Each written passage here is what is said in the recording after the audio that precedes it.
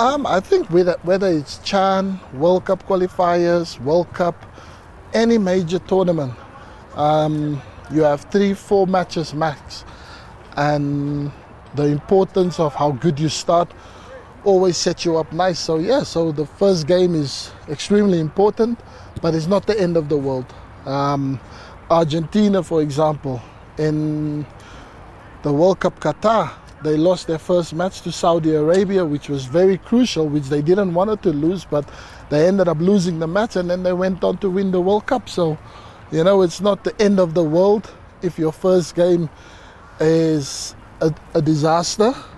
but in our case, hopefully not. So I'm confident that the boys will be ready, and they will be ready to give the best kind of performances that the Kenyans faithfuls deserve. So we'll make it our quest to have one of our best matches of the tournament come Sunday, because it just sets you up nice, because like I said, we are in the group of death. So if you get a good result against DRC, who's won this tournament twice, so they know what it's about, so it will just give us a little bit more breathing room for Angola and Morocco and Zambia to come. Yeah, obviously we had a really good campaign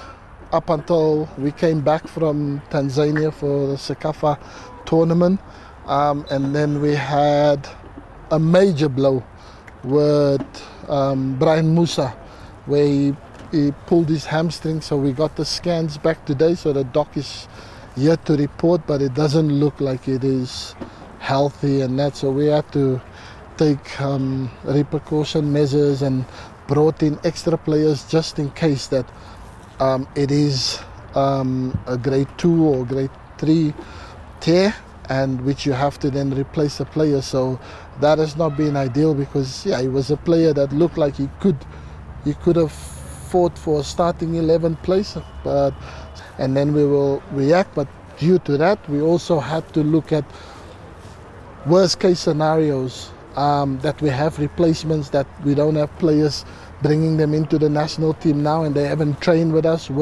so we just took precautionary measures where we brought in extra players in case those players need, and yeah, and obviously everybody knows the Bajaba situation,